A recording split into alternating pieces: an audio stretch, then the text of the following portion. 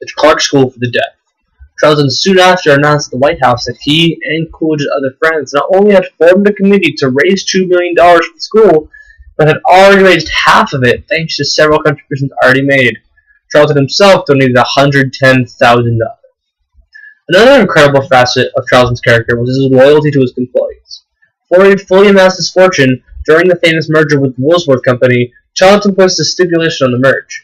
Charlton refused to allow any workers at his company to be laid off due to the merger. For every employee that showed loyalty to him, Charlton returned that favor tenfold by guaranteeing their job security no matter the cost to him. Another example of his loyalty to his employees was demonstrated when Luigi, the personal valet of Woolworth, was jobless when Woolworth passed. Charlton found Luigi and after a few minutes offered him a job on the spot. Lewis served as Charlton's butler for 60 years until his own death. Charlton also left $30 million in his will to be set into charitable funds, yet another example of his benevolence. By the time Charlton passed, his wealth had benefited the community in countless ways. In addition to the $500,000 donation to the Fall River Hospital, the $50,000 donation to the New England Medical Center, $110,000 to the Clark School for the Deaf, Charlton also just contributed, in Fall River alone, generous donations to the Truesdale Hospital, the Rec Nursing Association, Central Congregational Church, the Boys Club, the YMCA, the Home for the Aged, the Children's Home, St. Vincent's Orphan Home, the Nice Tree Nursery, and the St. John's Day Nursery. Charlton not only left a legacy in wealth, but also a lineage.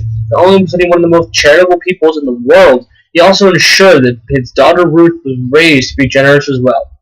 In 1960, Ruth's husband died after battling a long illness. Years later, she married Dr. James Mason, a physician at the Mayo Clinic. James died in 1972, and soon after, Ruth spent much of her philanthropy towards his clinic. She made 6 major contributions toward the clinic by 1989. She also managed the Charlton Trust, which donated over $1 million to the Truesdale and Union hospitals. When she passed in 1995, 80% of her estate was donated to the Mayo Clinic. Now, the reason why Charlton's generosity is so important is because it allowed the community to thrive. It gave him and his company social standing and recognition. Nowadays, that same recognition can be feigned by companies, and small charitable acts get created for the sake of public relation, not because of an actual want to help.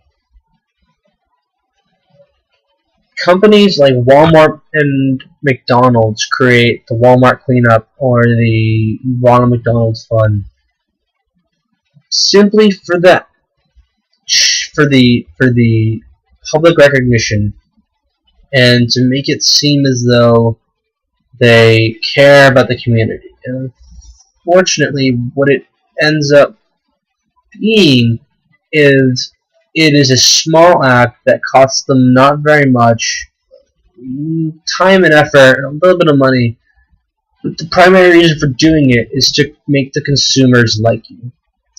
What Charlton did was he created social standing for himself and his company by donating a ridiculous amount of money to a small community to allow it to thrive. What happened in the early 1900s is Fall River was a mill city. There were lots of mills, and they all got closed because of labor regulations. And all of the mills started to go down south where there was non-union labor. And Charlton and a few other people, Charlton being the president of the organization, created a huge mill with a ridiculous amount of jobs. And he donated a lot of money to hospitals to allow them to employ doctors, and a lot of money to the Boys Club and YMCA and orphanages to allow jobs and help the society and community grow.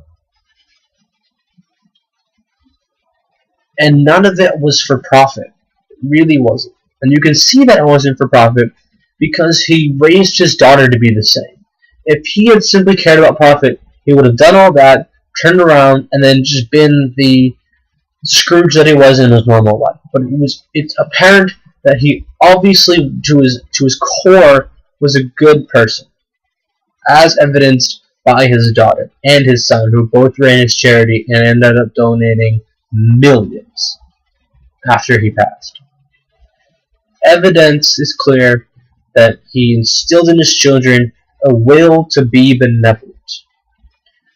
And that is evidence as to how you can do well by doing good.